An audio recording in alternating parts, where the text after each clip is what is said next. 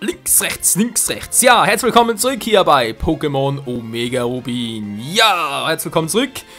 Die heutige Folge ist ein bisschen wieder mal spezieller, denn ich habe wiederum sehr viel mit euch vor. Einerseits natürlich wieder mal, wollen wir mit der Host-City ein bisschen rumwatscheln, mal gucken, was es so Neues gibt. Dann natürlich auch noch wieder tauschen, ja, bereits also soweit, um mit meiner Alpha Saphir Version zu tauschen. Bezüglich halt Pokédex und so. Und dann Punkt Nummer 3, ich will noch ein bisschen was zu EVs, DVs, allgemein halt zum Supertrend noch ein bisschen was erklären. So, gehe ich mal rein, denke schon, war. Tauschen können wir gleich. Oh, servus Michael. Du hast also auch bis nach Meteor City geschafft, Michael. Jo, hat ein paar Häuser, war. Das ist eine riesige Stadt, kein Vergleich zu unserem verschlafenen Wurzel halt. Verschlafenen, naja, hat was. Hast du gewusst, dass es hier eine Pokémon-Baukasten gibt, Michael? Ja, sorry, meine Arena sieht nicht gerade aus. Der war das schon immer so klein? Alter, das ist so. Naja. Die ist natürlich ganz oben auf meiner Liste. Aber zuerst fangen wir noch ein paar Pokémon. Bis später. Pokémon fangen wäre noch eine gute Idee, wa? Machen wir auch gleich, aber machen wir erst dann im Pokémon Center. Alter! So, danke bei schön Brix. Michael, Entschuldigung. Womit kann ich dienen? Kaufen. Nur noch ein Pokéball, Alter. Ich will so. Nee, wäre ein bisschen too much. Das wäre zu viel des Guten. Also durch 10 Kauf kriege ich noch einen Premium oder Premierball. Weißt du schon wieder? Premiumball oder Premierball? Oder Premiumball war. Gratis dazu, das war vom Effekt her wie ein Pokéball, von dem her nicht besonders. 20 ist fast zu viel, war. Doch nie mehr 20 Pokéball, gibt es sowieso schon bald Superbälle und so. Alter, sind die teuer. Ah, komm, scheiß drauf, 15 Stück. Wir sind ja sehr... Ja, danke schön, Premierball. Wir sind ja sowieso sehr gut dabei, wa? Gehe ich raus, aber nicht mehr. Gut. Nö, danke schön, tschüss. Oh Mann, ich wollte eigentlich erst noch ein bisschen später aufnehmen, weil ich jetzt zum aktuellen Zeitpunkt erst auf die neuen Kommentare von Part 4 zurückgreifen kann. Weil Part 5 erst heute kommt, ich gerade aufnehme, aber das soll keine Rolle spielen, wir können trotzdem... Ja, ein bisschen fachsimpeln, wa? Und dann ganz schnell mal ein Team heilen. Okay, bezüglich Team. Es war noch so wegen Trasla oder... Doch schon wegen Trasl oder Tanhel, war noch ein Thema. Also werden so macht, dass ich beide trainieren werde. Metagross, aber halt nur zum Fangen benutzen werde hier in dieser Edition. Wie gesagt, ich werde vor allem mit Trasla, also sprich... doch, Trasla Guadova, Mega Guadova halt, vielleicht auch irgendwie die andere Entwicklung war, natürlich auch. Da weiß ich den Namen nicht mehr, verdammt. Galagladi war, hieß sie doch, irgendwie sowas in der Art zumindest. Das zumindest wäre mal so die Idee, die gesagt haben, Tunnel mehr zum Trainieren, weil ja auch der Wunsch vorkam, könnte doch auch einen Tunnel noch trainieren und so. Ja, wie gesagt, halt zum... Dann halt gegnerische Pokémon zu fangen, ist natürlich Tanhel wegen dem Zurückhalten und so schon genial. Okay, jetzt erst Level 9, natürlich nicht sehr viel. Ja, okay Leute, macht direkt weiter und zwar mit dem Tauschen. Ja, wie bereits erwähnt, werde ich wieder tauschen mit meiner privaten Alpha Saphir Version. Wieso? Hat vor allem den Grund, weil ich, ja, zum einen wegen Trasla halt noch, weil das habe ich mir bereits dort geholt. Und hier wäre es uns ein bisschen mühselig, das zu holen. Das ist Grund Nummer 1. Grund Nummer 2 ist noch, jetzt geht das Ganze los, ey. Kommunizieren mit allen, ganz Einleitung wieder. Das ist,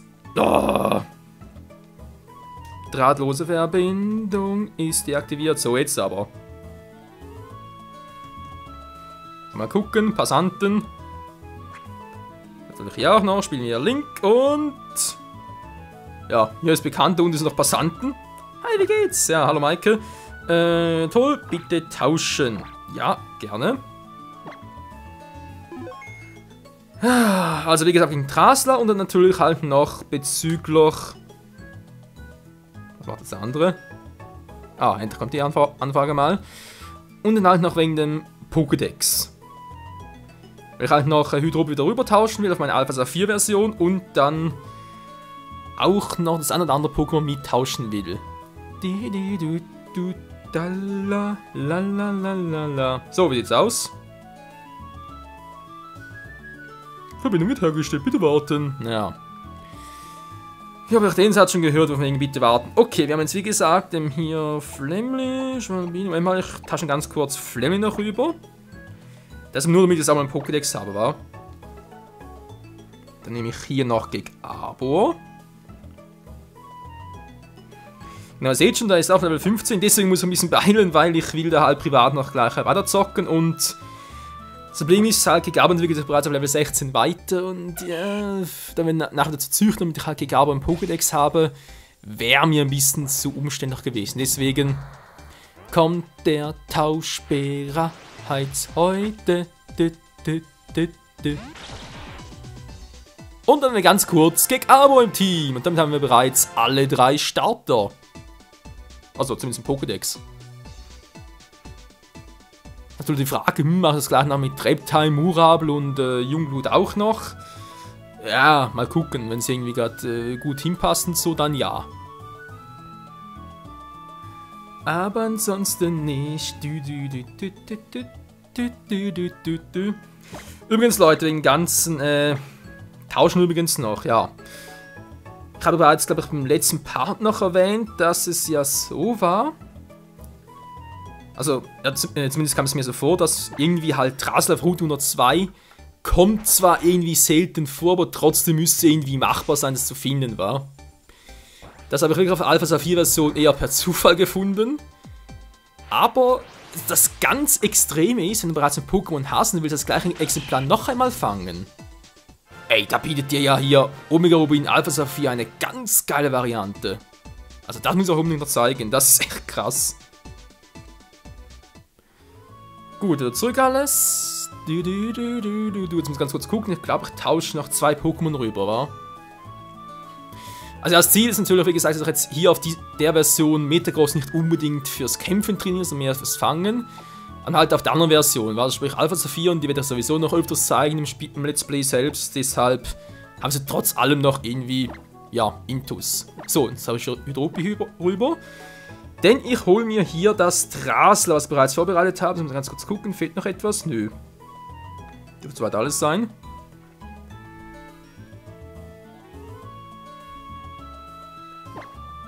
Und ja, ihr seht bereits, das Drasler hat einen Spitznamen. Denn wie er so gewünscht hat, hat der liebe Atomic diesen Spitznamen bekommen. Ich hoffe, stimmt es überhaupt, dass es ein männliches ist? Ich hoffe mal. War hat er gesagt, wegen, bitte kein weibliches, wenn es geht. Ja, Alter, das war ja... Ich musste da 5 Drasler suchen, bis ich mal ein männliches hatte. Und das jetzt sogar noch eine spezielle Attacke drauf.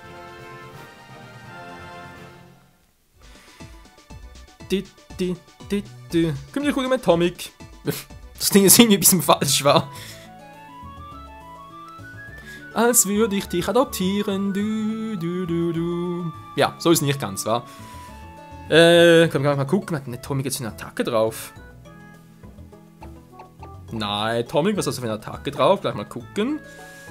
Ah, stimmt, der Konfusstrahl. Da hat er irgendwie für einen Drasler Konfusstrahl drauf zu haben. Das könnte noch ganz geil werden. Ich meine, Konfusstrahl, Gedankengut, irgendwie noch Psychokinese und dann eine Feenattacke.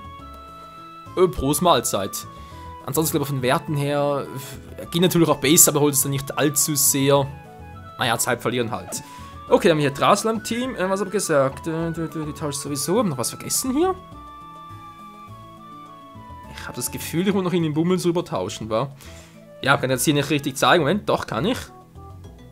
Hier. Verdammt, ich sehe den gar nicht. Ja, das ist richtig auch nicht toll. Das Bummel, das ich hier auf der Alpha Saphir Version gefangen habe, das hat sogar ein ganz, ganz geiles Wesen. Und zwar hat es ein hartes Wesen. Oh mein Gott, was heißt das schon wieder, wa? Abbrechen, ja gerne. Das Wesen ist im Grunde genommen, gibt es glaube ich seit, haut mich, wenn ich mich irre, aber es könnte doch auch schon seit der dritten Generation sein, sprich seit Höhen. Also sprich, wie gesagt, der Rubin Saphir Smaragd halt. So, jetzt kann ich wieder raus und tschüss. Sehe ich ihn jetzt noch? Jo, irgendwie schon noch, obwohl ich gerade irgendwie offscreen dran bin, aber egal. Kann man ins Team holen. Ja, wie gesagt, der Wesen und so, die Wesen bezeichnen im Prinzip die Werte, die entweder steigen, oder beziehungsweise mehr steigen als andere Werte, oder eben mehr fallen als andere Werte. Dann haben wir einen Trasler, das ist hier ein kühnes Wesen. Das sieht man vor allem da, und ihr seht jetzt hier zum Beispiel, na, man sieht es kaum. Naja, doch, muss eigentlich gehen. Der Angriffswert hier ist blau dargestellt, Verteidigungswert rot. Rot heißt in diesem Sinne, der Angriff, also sprich, der Wert natürlich, Verteidigungswert, der wird eher höher und der Angriffswert wird eher tiefer. Was ist denn das schon wieder? Sprich, wie gesagt, sobald Bummels halt, ja, halt faul, wie er hier heißt, halt Punkte zu bekommen, sprich Level-Ups und so, und dann Punkte bekommen würde für die jeweiligen Statuswerte, würde er momentan eher mehr Verteidigung bekommen und weniger Angriffspunkte. Weil halt sein Wesen, was hier ein kühnes Wesen ist, das so bestimmt. Ganz kurz hier, Trasler. Jo, du kommst mal mit, Kumpel. Oh, Entschuldigung. Na, erst mal daran gewöhnen. Wenn ich mal jetzt runter. Zieht das, war. Ich meine, klar zieht das jetzt schon ein geiles Wesen und so, aber das stimmt irgendwie mit der Ding auch gar nichts mehr, war. Hey, Moment mal, wieso hast du überhaupt... Wieso habt ihr noch Items? Wieso habt ihr nicht schon längst genommen? Hä? Ich bin doch hier nicht. Irgendwie schon. Okay, das hat eine Fähigkeit Mietnahme. Also echt behalten, dann können wir behalten momentan noch. Mein Mietnahme ist eine coole Fähigkeit, aber damit sie wirklich richtig was bringt, müsst ihr schon ein viel höheres Level haben. Genau, Mini-Pilz ist gut zum Verkaufen vor allem. Das Mentalkraut. Ja, an dich nehmen, dankeschön. So, jetzt haben wir natürlich den hier noch. Bummels, Bummels. Gut, Leute, genug mit dem ganzen Tauschen und so und den ganzen Pokémon verschieben hier. Legen wir endlich los mit dem Thema, was ich bereits angesprochen habe, bezüglich DVs, EVs, beziehungsweise auch Fleißpunkte, Wesen, ganz super Training, hin und her, etc. etc. Erstmal ist wichtig zu erwähnen, das ganze Thema ist sehr umfassend und sollte deswegen nicht unbedingt hier im Let's Play-Part genau erklärt werden, aber einfach zu mal erklären oder mal aufzeigen, was man alles damit machen kann und was alles beeinflussen kann. Muss ich jetzt trotzdem mal erwähnen, weil wir machen jetzt gleich weiter mit dem Supertraining hier. Also, grundsätzlich geht es darum, die Einleitung gut, geht es darum, EVs oder FPs, Fleißpunkte, sind dazu da, in Pokémon auf Level 100, oder natürlich auch schon vorher, aber vor allem auf Level 100 merkt man es halt vor allem, stärker zu machen als ein anderes. Sprich, angenommen, ihr habt 2 Flamleys, auf Level 10 zum Beispiel, gerade frisch gefangen oder frisch ausgebrüht, wie auch immer, gut, Level 10 ist ein bisschen zu hoch. Aber jedenfalls geht es einfach darum, ihr habt 2 Pokémon, gleiches Level, gleiches Wesen, etc. etc. Und das eine levelt ihr bis auf Level 100 mit Sonnenbonbons auf und das andere trainiert ihr ohne Sonnenbonbons.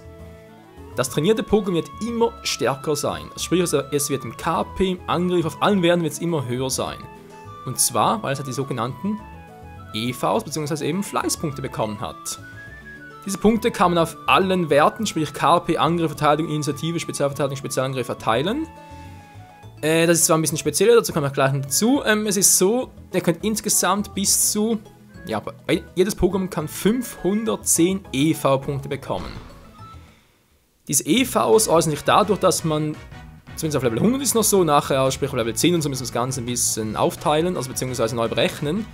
Aber spätestens auf Level 100 würden 4 EV-Punkte einen höheren Statuswert entsprechen, sprich bei KP oder bei Angriff einen Punkt mehr als ohne EVs.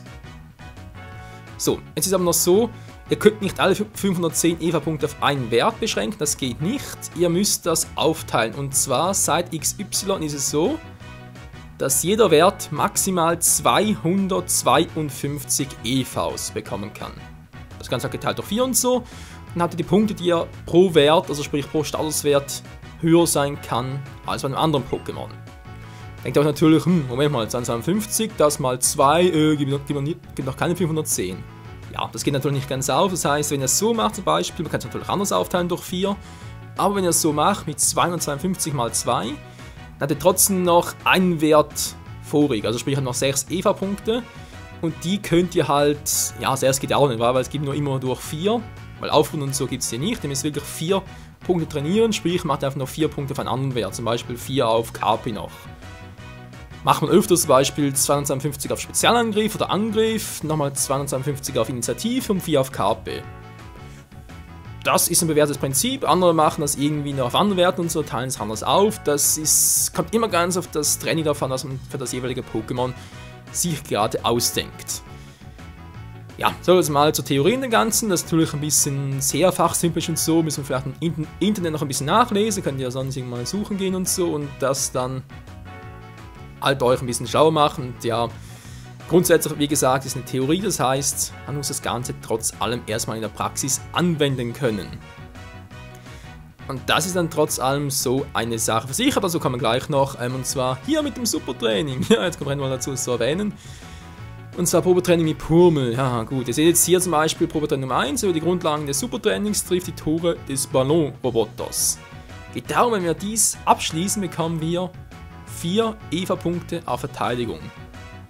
Das ist vor allem deswegen nützlich, weil früher, sprich vor XY, konnte man, das Supertraining gab es noch gar nicht, sprich EVA-Punkte muss man anders trainieren, indem man andere Pokémon besiegt.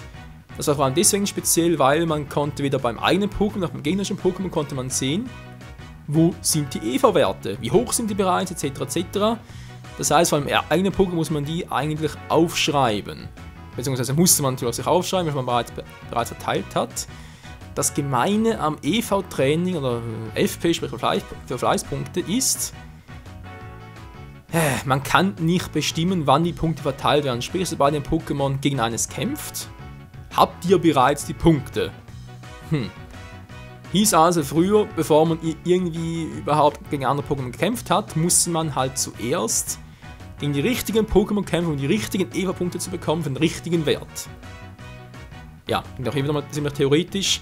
Als Beispiel, ihr wollt zum Beispiel ein Logo habt ihr und wollt, dass dessen Angriffswert höher ist. Oder halt dessen Angriffswert trainieren mit 252 EVA-Punkten. Dann müsst ihr halt gegen ein Gyarados catchen. Ein Gyarados gibt, ich glaube es ist immer noch so, aber gab vor allem früher halt, also sprich vor der 6. Generation, gab es immer 2 EVA-Punkte auf Angriff. Ja, ihr habt richtig gehört, ein Pokémon gibt immer EVA-Punkte, ich glaube 1 bis 2 ist das Maximum, gibt es für einen Wert, teilweise sogar für 2 Werte, war es sogar so, ein EVA-Punkt für den Wert, ein EVA-Punkt für den Wert und so. Aber ja, so bleiben wir mal zur Theorie. Jetzt kommen wir mal ein bisschen zur Praxis hier mit dem Purmel, Entschuldigung. Im Flamly, genau, jetzt hier müssen wir, im Prinzip ist es einfach ein Minigame, aber trotzdem praktisch, weil wir müssen jetzt hier nicht mehr gegen fremde Pokémon catchen und so, sondern können die EVA-Punkte hier verteilen. Jetzt natürlich, bei mir ist es natürlich ein bisschen unpraktisch, weil wir haben natürlich mit Flamly bereits gegen einige gegnerische Pokémon, gegen Wilde, gegen Trainer-Pokémon, wie auch immer bereits gekämpft. Sprich, Flamly hat bereits gewisse EVA-Punkte bekommen. Das Problem hier im Supertraining ist, also müssen wir konzentrieren. Das Problem ist hierbei, ich sehe nicht, wie viele EVA-Punkte Flamly bereits bekommen hat durch Kämpfe. Ich sehe nur, wie viele er bereits durch Supertraining bekommen hat. Sprich, was ich jetzt mache, ist natürlich nicht sehr sinnvoll. Man müsste es eigentlich so machen, dass man wirklich ein frisches Pokémon nimmt, entweder frisch gefangen oder frisch geschlüpft. Weil dann hat es immer 0 EV, sprich noch nichts verteilt, weil logisch, es sind ja Fleißpunkte, sprich das Pokémon hat ja noch nichts gemacht, also hat es noch keine Punkte bekommen. Dann hier ein Supertraining macht, zum Beispiel wie gesagt, ich mache jetzt das Training, was den Angriff erhöht, so und so lange, bis ich die Punkte habe. Dann mache ich das Training für Initiative, so lange, bis ich die Punkte habe, etc. etc. Hui! Geschafft! Yeah, und dieses Training hier gibt uns 4 EVs auf Verteidigung. Wie gesagt, bei Flamly, Jungblut, Logok vor allem sind halt schnelle Pokémon, gut im Angriff und so, sprich Verteidigung erhöhen und die EVs dafür zu verschwenden, ist eher Quatsch. Man sollte hierbei eigentlich wirklich eher auf Angriff oder Spezialangriff gehen, plus Initiative und dann noch die restlichen 4 auf KP. Oder wie gesagt, man macht es irgendwie anders und gibt irgendwie 64 EV oder 128 EV auf KP und verteilt den Rest anders. Das muss jeder für sich selbst entscheiden, wie er dann das Pokémon am liebsten trainieren möchte.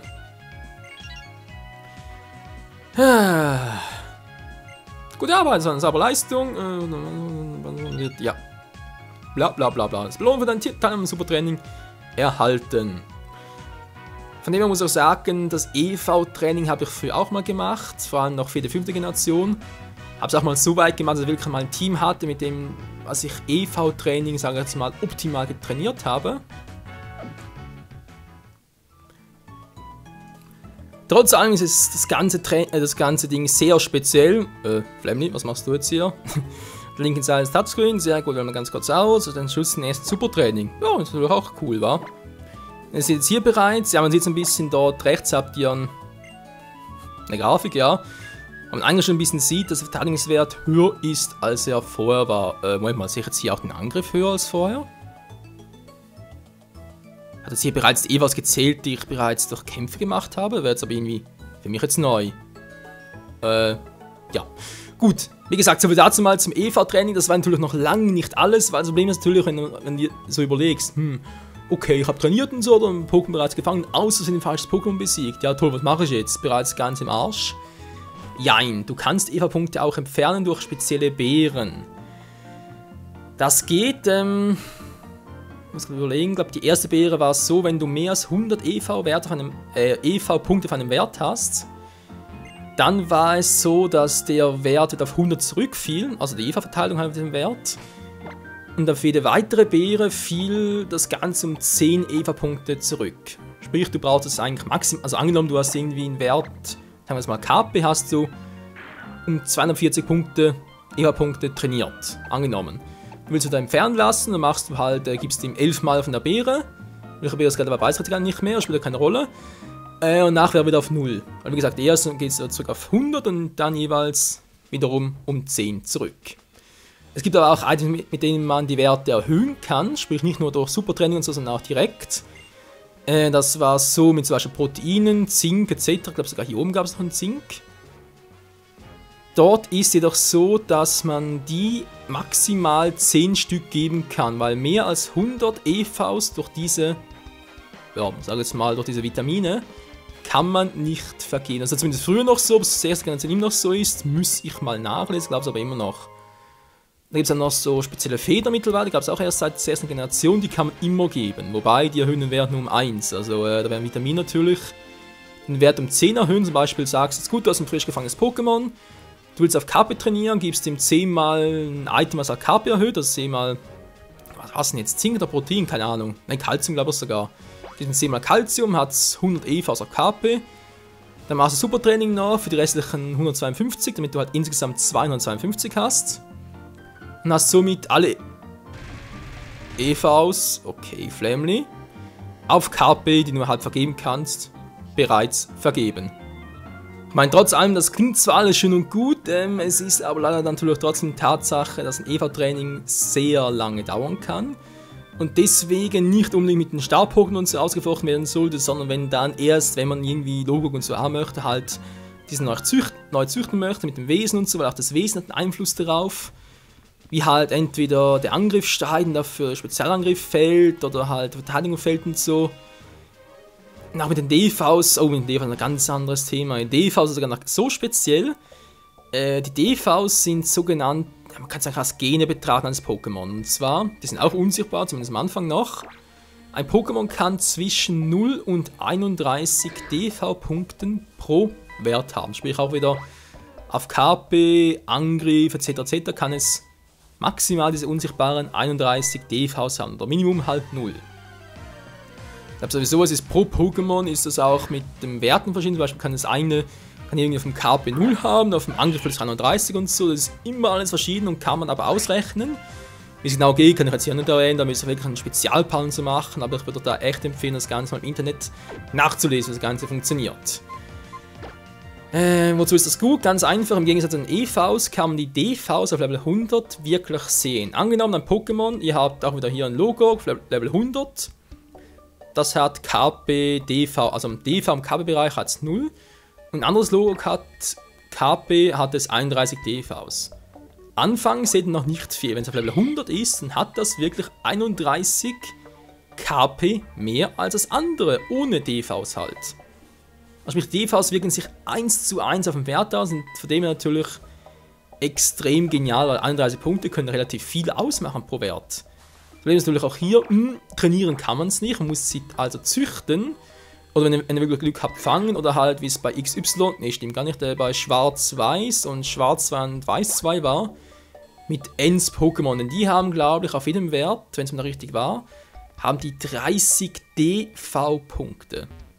Gut, na klar ist nicht das Optimum, war aber ganz ehrlich ein Punkt, also da würde man natürlich zweimal überlegen, ob ich erst ein Pokémon züchte, was ein maximal 31 hat, weil ganz ehrlich, ich glaube 31 auf allen Werten, das kriegst du gar nicht hin. Das ist so unwahrscheinlich, die Prozentzahl ist so gering, das ist glaube ich irgendwie 1 zu einer Milliarde und so irgendetwas. Auf alle Fälle ziemlich hoch und deswegen würde man sagen, Ends-Pokémon zu trainieren mit 30 DV pro Status wäre garantiert. Dann natürlich noch EV-Training, perfektes Wesen und so und dann habt ihr echt granatenartige Maschinen.